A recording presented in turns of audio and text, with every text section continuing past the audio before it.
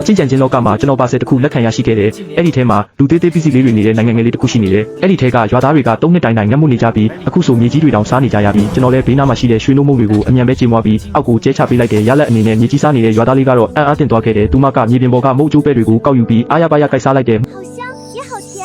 天上竟然真的掉馅饼了。ရွှန်ချင်းရောင်ကမဆိုင်မတွပဲမြေပေါ်ကအစားအစာတွေကိုကောက်ယူပြီးအိမ်ကိုအမြန်ပြေးပြန်တော့တယ်။အိမ်ကစိတ်တူတက်တဲ့ညီမဖြစ်သူကအိမ်ရဲ့ဝန်ထုတ်ဝန်ပိုးကိုချွတ်ချဖို့အတွက်ကျိုးဆွဲချတည်စီရင်ဖို့ပြင်နေတာကြောင့်ပါပဲရွှန်ချင်းရောင်အိမ်ပြန်ရောက်တဲ့အခါအမိုးလမ်းပေါ်မှာကျိုးဆွဲချနေတဲ့ညီမဖြစ်သူကိုအမြန်ပဲတားဆီးလိုက်တယ်ပြီးတော့ရွှန်ချင်းဟွန်းကိုဝမ်းသာအားရကြည့်ပြီးပြောလိုက်တယ်清欢，天上掉粮食了，我们不用被饿死了。ရွှန်ချင်းရောင်ကစိတ်လောသွားပြီးအားကိုမထိန်နိုင်တာကြောင့်ညီမဖြစ်သူရွှန်ချင်းဟွန်းကမြေပြင်ပေါ်လာလဲကျသွားခဲ့တယ်ရွှန်ချင်းဟွန်းကသူမမလက်ထဲကအစားအစာတွေကိုကြည့်ပြီးမယုံနိုင်တော့အောင်မျက်လုံးဝိုင်းသားဖြစ်သွားတယ်အစားအစာတကယ်ပဲအစားအစာတွေပဲဒါကိုဘယ်ကနေရလာတာလဲရွှန်ချင်းရောင်ကလှုပ်ဝက်ဆန်းကျဲတဲ့မျက်နှာပေးနဲ့တကားအပြင်ဘက်ကိုညွှန်ပြလိုက်တယ်ညီမဖြစ်သူရွှန်ချင်းဟွန်းလည်းချက်ချင်းပဲအပြင်ကိုပြေးထွက်သွားတယ်ရွှန်ချင်းဟွန်းတယောက်ကောင်းကင်ပေါ်ကနေအစားအစာမှုတွေတကယ်ရွာကျနေတာကိုမြင်လိုက်ရတဲ့အခါသူမရဲ့ပါးကိုအားရပါရဆွဲစိတ်လိုက်တယ်ဒါကျင်မှုကိုတကယ်ခံစားလိုက်ရတော့မှဒါဟာအိမ်မက်မဟုတ်ဘူးဆိုတာသူမသဘောပေါက်သွားခဲ့တယ်ရွှန်ချင်းဟွန်းကကောင်းကင်ကြီးကိုမမိတ်မတုံစိုက်ကြည့်နေရင်ကောင်းကင်ပေါ်မှာကြီးမားတဲ့လက်တစုံကိုအံ့ဩစွာမြင်လိုက်ရတဲ့ကျလာတဲ့အဖိုးတန်စားစာတွေအားလုံးဟာအဲ့ဒီလက်ကြီးကနေချေမွားပြီးကျလာတာဆိုတာကိုသူမသတိထားမိသွားတယ်姐姐，你快看，天上有双男人的手，是神仙吗？ရွှန်ချင်းရောင်ကညီမဖြစ်သူရဲ့စကားကိုလုံးဝနားမထောင်ပဲလက်ထဲကချင်းတောင်းကိုညီမဖြစ်သူရဲ့ရင်ခွင်ထဲအတင်းထည့်ပေးလိုက်တယ်你在说什么？什么手不手的？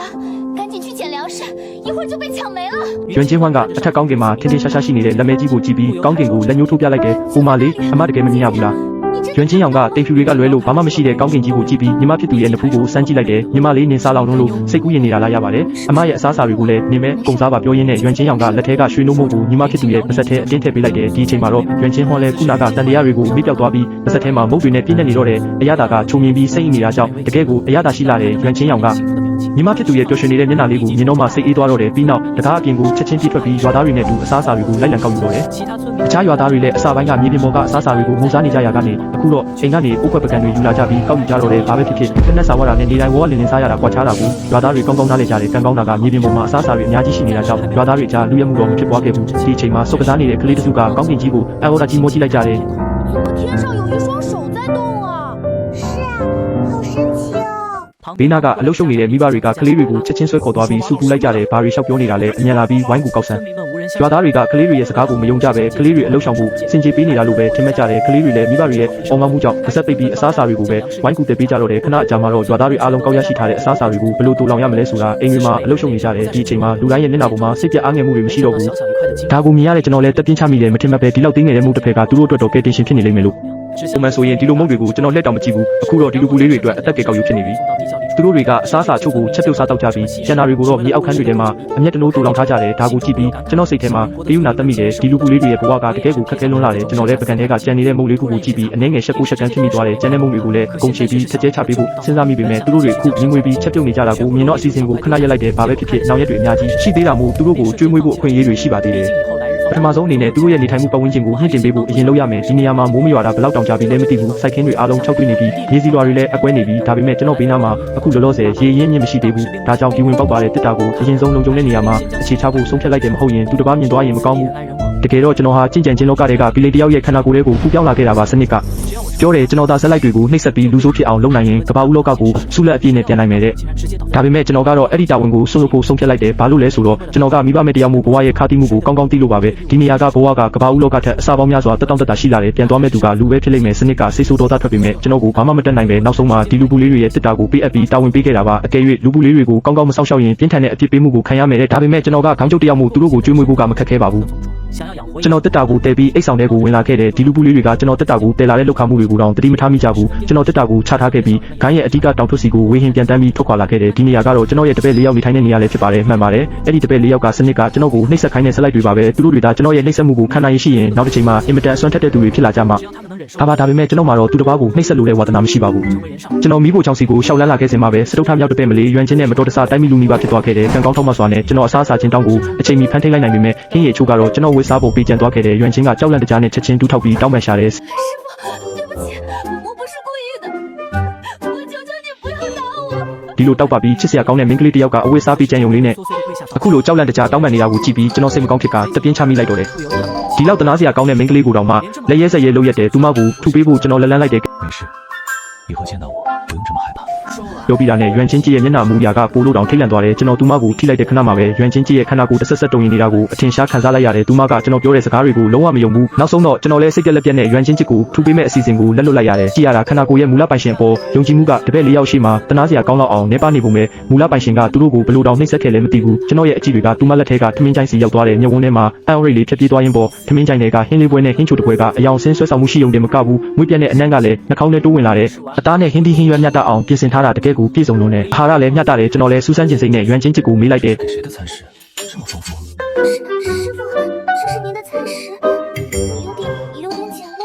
您别嫌弃。ဒါကူကြတော့ကျွန်တော်နှခမ်းတောင်းကတွန့်သွားတယ်ဒီလောက်ကောင်းတဲ့ဟင်းတွေကိုရိုးရှင်းတယ်လို့ပြောရရော့သလားမူလပိုင်ရှင်ကပုံမှန်ဆိုရင်ဘလောက်တောင်စိန်ကြကြနေထိုင်ခဲ့လဲဆိုတာစိတ်တောင်မကူရဲတော့ဘူးကျွန်တော်လည်းဟန်ဆောင်ပြီးဟာလို့ရေလိုက်တယ်ဆရာကမင်းကိုစနောက်ပြီးကြီးစဲလိုက်ယုံတင်ပါဇဝေဇဝါဖြစ်နေတဲ့ရွမ်ချင်းကြီးရဲ့အကြည့်တွေကိုကြည့်ပြီးကျွန်တော်လည်းအမြန်ပဲစကားလမ်းကြောင်းလွှဲလိုက်တယ်ဒါနဲ့ဒီစားစရာတွေကိုဘာပဲဖြစ်ဖြစ်ကျွန်တော်လည်းကုန်အောင်မစားနိုင်ပါဘူးတော်သေးတာပေါ့ကျွန်တော်မကြသေးခင်ကမှပင်ကူလေးအနှင်းငယ်မွေးထားတာရှိတယ်မင်းကျွန်တော်ကိုကူညီပြီးဒီဟင်းနှစ်ပွဲကိုညှက်ပေးပါဦးကျွန်တော်အစ်စ်မွေးထားတဲ့အိမ်မွေးတိရစ္ဆာန်လေးတွေကိုကျွေးဖို့အတွက်ပေါ့ကျွန်တော်ထမင်းချိုင်ထဲကစက်သားနဲ့ချူချင်းသားလုံးကိုလက်ညှိုးထိုးပြလိုက်တယ်ရွမ်ချင်းကြီးကနားမလည်နိုင်အောင်ဖြစ်နေပေမဲ့လည်းကျွန်တော်ပြောတဲ့အတိုင်းဒိမ်မာရင်ကြီးစွာလိုက်လို့ရှာတယ်ကျွန်တော်စိတ်မရှိလို့ထပ်ပြီးရိုက်နှက်မှာကိုကြောက်နေပုံပဲကျွန်တော်လည်းခါကကြောက်စိမ့်ပြကိုထုတ်လိုက်တယ်ဒါကအာကာသစွမ်းရင်ပါတဲ့ယတနာတစ်ခုပဲဒီထဲမှာကြင်ကြံချင်းဆိုင်ရာအရင်းအမြစ်တွေအများကြီးမရှိပေမဲ့အကုန်လုံးကဒီစနစ်ဆိုးကြောင့်ပဲဖြစ်ရတာမူလပိုင်ရှင်ရဲ့အမှတ်တညာတွေကိုအပြေအဝမရရှိခဲ့ရုံနဲ့မကဘူးဝတ္ထုတွေကနက်ပြည်ရဲ့ဒီနေရာတွေပါလုံးဝဝေဝါးကုန်တယ်လောလောဆယ်တော့မူလပိုင်ရှင်ရဲ့အခြေခံချက်လက်တချို့ကိုပဲသိရသေးတယ်ကျန်တာတွေကိုတော့ဘာမှမသိသေးဘူးတပည့်တယောက်ချင်းစီရဲ့စရိုက်ကကွဲပြားခြားနားမနေရင်လူမာပြီးခုံမိတဲ့အဆက်ကွဲစရာကိစ္စမျိုးတောင်ဖြစ်သွားနိုင်တယ်ဒါပေမဲ့ဒီအာကာသရတနာကကြင်ကြံချင်းလောကမှာတော့နေရာတကာရှိနေပြီးသားပါသူမရဲ့တခုတည်းသောအာသာချက်ကအစားအစာတွေပုတ်တိုးမှမကြောက်ရတာပဲဘယ်ချိန်မှာပဲထုတ်စားစရာတွေကပူပူနွေးနွေးဖြစ်နေမှာပဲကျွန်တော်လည်းလက်တစ်ဖက်ဝေးရမ်းလိုက်တယ်နောက်စက္ကန့်မှာပဲရေစီပိုင်းတွေကရေတွေကချက်ချင်းပြောက်ကွယ်သွားတယ်လှည့်ကြည့်လိုက်တော့ဘေးနားမှာအသီးရွက်အသစ်တွေရှိနေတာကိုတွေ့ရတယ်ချက်ချင်းပဲရွမ်ချင်းချစ်ကိုအသီးရွက်တွေပါတခါတည်းလှိခိုင်းလိုက်တယ်ဒါကပထမဆုံးအကြိမ်လူသေးသေးလေးတွေနိုင်ငံအတွက်အစားအစာပြင်ဆင်ပေးတာဆိုတော့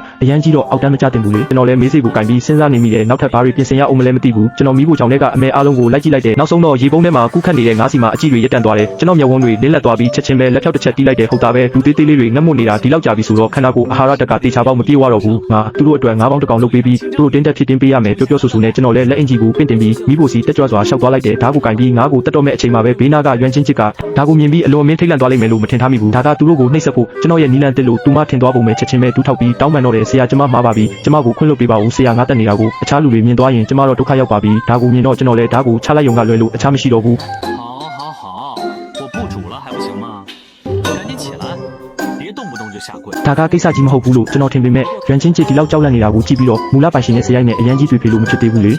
ရွမ်ချင်းချစ်ကကျွန်တော်ဘေးကဓာတ်ကိုကောက်ကင်ပြီးငါတက်တဲ့အလုပ်ကိုလွှဲပြောင်းယူလိုက်တယ်ဒါပေမဲ့သူမရဲ့အမှုရာမှာတော့ဇဝေဇဝါဖြစ်မှုတွေရှိနေတော့မဲ့ပါဇက်ကလည်းတူတူလေးရေရွတ်နေမိတယ်ဆရာဘာဖြစ်သွားတာလဲဘာလို့ဒီလောက်တောင်ပုံမှန်မဟုတ်ဖြစ်နေရတာလဲဒါမှမဟုတ်သူကနီလန်တက်နဲ့ကျမတို့ကိုနှိပ်စက်ဖို့ကြံစီနေတာလားမဖြစ်ဘူးညကြရင်စီနီယာအမကြီးကိုသွားတိုင်ပင်ပြီးအကြံဉာဏ်တောင်းရမယ်ဒါခင်မှာပဲရွမ်ချင်းချစ်ကအမေအားလုံးပြင်ဆင်ပြီးသွားတယ်စားစရာတွေကိုလည်းထမင်းကြိုင်အတီးတီးတဲ့တေချက်ထည့်ပေးထားသေးတယ်မိန်းကလေးတွေကစိတ်တဘောထားနှုတ်ညံ့တယ်လို့ပြောကြတာအကြောင်းရှိတာပဲကျွန်တော်သာဆိုရင်ဒီလောက်အထိတွေးမိမှာမဟုတ်ဘူးကျွန်တော်လည်းကျေနပ်စွာပြုံးလိုက်ပြီးမထွက်ခွာခင်မှာမိဖို့ကြောင့်လည်းကအသီးနှံနဲ့နွားနို့တွေကိုပါတခါလေးထုတ်ပိုးယူဆောင်သွားလိုက်တယ်ကျွန်တော်အိတ်ခမ်းစီပြန်ရောက်တဲ့အခါမှာတော့လူသေးသေးလေးတွေရဲ့စက်ကူတက်တာကအရင်ကထက်တဆမကကြီးထွားလာတာကိုတွေ့လိုက်ရတယ်တက်တာအောက်ခြေမှာလည်းလူသေးသေးလေးတွေနိုင်ငံရဲ့ကျွေးမွေးခြင်းဆိုင်ရာလမ်းညွှန်စာရွက်တွေပေါ်လာတယ်ကျွန်တော်လည်းယူပြီးဖက်ကြည့်လိုက်တော့အဲ့ဒီပုံမှာလူသေးသေးလေးတွေနိုင်ငံကမိုးခေါင်ရေရှားဖြစ်နေတာ3နှစ်ရှိပြီလို့ရေးထားတယ်ရွာသားတွေလည်းငတ်မှုပြီးပိန်နေကြပြီးပထမဆုံးအကြိမ်ကျွေးမွေးမှုကိုပေါ့ပေါ့ပပအစားအစာတွေပဲရွေးချယ်ဖို့အကြံပြုထားတယ်အစီများတာနဲ့စက်တာတွေကိုတားမြစ်ထားတယ